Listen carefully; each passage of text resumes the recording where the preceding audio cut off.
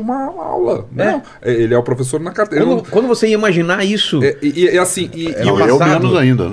No passado. E o fã do professor, ou do ensinante digital, no caso, de alguém que se propõe a ensinar no digital, é diferente. O que eu mais ouço para as pessoas que abordam ele é assim: ai, eu não abordo ninguém, mas com ele eu vou ter que tirar uma foto. Eu nunca pedi isso pra ninguém, mas pra você eu vou ter que pedir. Seus pais estão aqui. Peraí, mãe, peraí. Coloca o microfone. Nós moramos 4 anos em Portugal, né? Torres Vedras, fica a 40 quilômetros de Lisboa.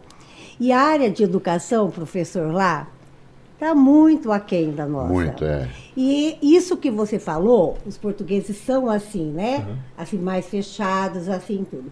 Mas o seu pai é muito conhecido, porque eu fazia academia lá e as professoras comentavam sobre isso. Aí eu falava que eu conhecia você. Ai, não diga. Por quê? A forma de falar é simples, fácil, afetiva. Elas têm muita dificuldade na área educacional, sabe? E não são, assim, acolhidos, assim, com aquele carinho como aqui no Brasil é. Mas o tipo de relação é diferente, o tipo de admiração é diferente. A Regiane tem isso em outra escala, claro, com os alunos dela. Eu tenho isso com as pessoas que são meus mentorados lá, alunos, ou pessoas que me seguem no Instagram, porque existe uma reciprocidade. É como se a pessoa viesse te agradecer por algo que você deu para ela. Assim, isso é maravilhoso. Isso pode acontecer em qualquer escala mesmo. Mas sabe? É que eu analiso muito isso com um tipo de abordagem também de pessoas que vêm conversar comigo, principalmente depois da pandemia. A gente vira meio quase uma pessoa da família. Porque as pessoas hoje em dia, com a facilidade do celular, ela tá lavando louça, tá te escutando. Ela tá na academia, ela tá te escutando. Então, você faz parte do dia a dia mesmo dela. Entendeu? Então, assim, a tua voz está lá na cabeça dela. Então, ela fica muito feliz quando encontra dentro do digital, eu estava vendo umas pesquisas essa semana. O podcast é a forma que mais dá pertencimento, mais cria comunidade, ou seja, mais dá essa relação, porque é longo, né? Não é uma coisa curta, não é um TikTok, não é uma foto do Instagram que passa no seu... A pessoa continua com você. E na teoria...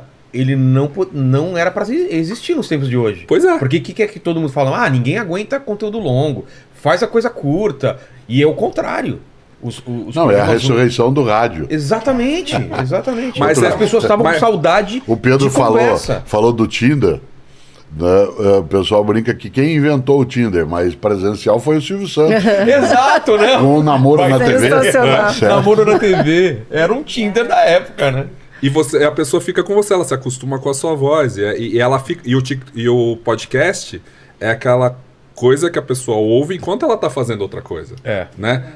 É um conteúdo secundário ali, porque ela está dirigindo, na academia, dirigindo, ou até fazendo alguma coisa no computador, assim que seja. E é uma coisa que, para eles, traz um aprendizado. Claro. Então, assim, ele sai do podcast com uma coisa também que ele aprendeu. E aí tem essa reciprocidade, né? Que até alguma coisa, acho que dá pra conversar e responder coisas. E olha, o mundo digital, olha só. A Rê fala sobre isso. Eu acho incrível quando um professor, principalmente se a pessoa já é professora, ela vai ensinar online, porque ela além de ser professora, ela se torna um líder de movimento. Então, olha que bacana a gente ter professores, ou seja, educadores que são líderes, que são divulgadores, tomam para si, exatamente, tomam para si essa, primeiro, uma oportunidade, segundo, uma missão de se tornar líderes de um movimento educacional. Então, eu acho que é uma questão a se pensar, né? E até Pedro falou, né? As pessoas que têm preconceito contra o digital.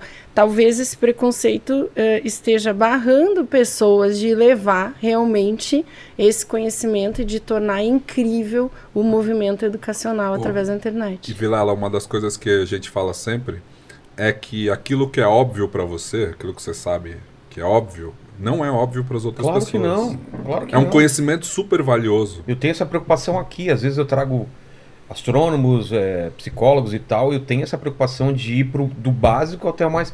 fala, mesmo que eu saiba, a pessoa fala, cara, que interessante, como surgiu o dinheiro?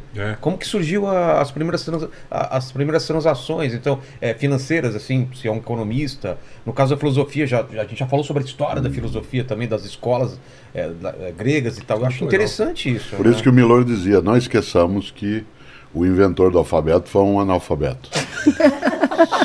Certo. Por isso que as gerações mais novas eu acho que são muito mais inteligentes que as gerações antigas.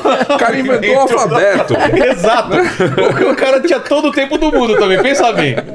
Não tinha o que escrever, não tinha o que ler. Mas você sabe que outra coisa que gera rejeição... Tinha que conversar muito. Exato, tinha que conversar. Uma coisa que gera muita rejeição, gerou em mim no começo, do mundo do ensino online, é que se fala Mas muito... hoje não tem mais rejeição, você acha que tem ainda? Ainda tem da parte acadêmica, porque se fala... Não, da parte acadêmica, mas do público não, né? Menos, mas ainda tem. Acho que nas gerações, pessoas 45 mais, ainda tem... Pelo discurso que ele existe na rede social, assim, no mundo digital. Se fala muito do dinheiro, né? Da possibilidade de você ganhar dinheiro vendendo curso. É o curso para vender curso. E o que a gente identificou, né? Depois que eu conheci a Regiane também, eu no trabalho que eu já tinha com meu pai, nos cursos que a gente tem juntos, é que faltava um curso, um conteúdo que ensinasse as pessoas a ensinar. Porque ensinar a vender, ensinar técnicas de venda no mundo digital é o que mais tem, até para cursos online. Mas não tinha tanto, ou não tem, pessoas que se preocupam com a entrega, com a transformação do aluno, com a pedagogia. Com a pedagogia, né? É por isso que a gente se juntou e por isso que a gente criou o Ensinantes Digitais, que semana que vem, vai estar disponível a partir da oficina do curso online, né? Que é esse evento de 4 dias. A base do curso é o quê? Eu quero ensinar matemática ou eu quero ensinar qualquer coisa? Quer ensinar a fazer pão de queijo? Quer ensinar a enfeitar fazer um copo? Podcast. A lógica ela é muito forte. Aliás, essa é a razão de eu ter entrado um pouco nesse circuito. E esse curso é bom, hein? Todas as pessoas têm alguma coisa... Olha só. Passou a audiência. Todas as pessoas têm alguma coisa a ensinar a outras pessoas. Algumas pessoas têm o que ensinar e querem ensinar, mas não sabem como fazê-lo. Entendi. Essas pessoas que querem e gostam e têm então uma visão que você chamava de romântica, né? Ou seja, a docência romântica, porque eu quero fazer isso, é bom, né, que eu faça. Não é só uma profissão. Encontram também nesse circuito a possibilidade de ter, né, o Pedro fala de 3 grandes R's, que é a realização pessoal, né, o reconhecimento social e ao mesmo profissional e o retorno financeiro. Então, esta lógica, durante muito tempo, a docência, como é o caso profissional, ela se dando como carreira, né, ela é uma coisa. Outra coisa é você ter ensinantes digitais, que de fato são pessoas que, tendo um conteúdo, não podem perecer com esse conteúdo. Né? Isto é, você se vai e ele desaparece, a expertise, a capacidade. No entanto, como ensinar? Né? Eu nunca esqueço, professora, de uma aluna minha no mestrado da PUC São Paulo, que no primeiro dia de aula disse: eu vim fazer mestrado pelo seguinte, eu fiz curso de pedagogia e depois eu tinha feito antes curso normal, que era o antigo magistério, antigo normal, depois o magistério. E eu, no primeiro dia de aula, eu achei que era assim, eu falava, eles aprendiam. Eu falava, eles aprendiam. Aí eu falava, eles não aprendiam. Eu falava, eles não prestavam atenção. Eu falava e eles não estavam nem aí com o que eu estava dizendo. Ela diz: eu me senti enganada. Claro que aí o enganado é assim, houve uma falha na formação. Então, embora se queira algo ensinar, é preciso aprender a fazê-lo, né? E quando o Pedro e a Regiane começaram a estruturar essa parte de ensinantes digitais, é preparar as pessoas para que ela tenha, né, fundamentação para fazer aquilo que ela quer fazer. Portanto, tem filosofia da educação, tem didática, tem a parte estrutural de ferramentas, etc. Criação do método. E também não adianta nada você criar o curso e não mostrá-lo para ninguém, né? Muita gente acha que é só você criar o curso. Não, você tem que levar ele para o digital para as pessoas conhecerem, para as pessoas poderem acessar esse conteúdo, comprar o seu curso. Você distribuir, você precisa ter alunos e clientes, né, no caso. E eu digo muito, a gente teve esse debate porque a gente tem um respeito muito grande com com a palavra professor, né, com o cargo professor. Regiane e eu não nos consideramos professores, né? A gente chegou no ensinante justamente por isso, porque a gente não quer afastar ninguém. Eu não quero que só professores do mundo real venham para o digital. Quero pessoas com um saber qualquer, com uma habilidade, específica, que pode sim ensinar. Ele vai ser um ensinante, né? E o aluno vai ser um aprendente. Alguém como Machado de Assis que não fez faculdade. Exato. Hoje em dia, vocês acham que cada vez menos vai se exigir o ensino formal e que vai mais ter o teste ou saber o que a pessoa sabe fazer? A gente já tem essa condição, né? A Regiane lembrava ao falar do filho, existe uma possibilidade na legislação de que você possa ter a certificação sem passar por todas as etapas, desde que você demonstre o conhecimento. É curioso, porque no campo da educação pública, isso veio especialmente da atividade circense, ou das famílias ciganas. Dadas as famílias ciganas, elas teriam um deslocamento, uma espécie nomadista, né, de vida, e as famílias circenses também, a legislação que cobria esse tipo de criança, que estava hoje numa escola, semana que vem em outra cidade, a outra em outra, ela, para poder ter essa condição, ela tinha que prestar eventuais exames para demonstrar capacidade. E, portanto, isso não é tão complicado assim. De maneira geral, as empresas exigem uma certificação muito menos pela necessidade de um conteúdo específico e mais como critério de corte na seleção.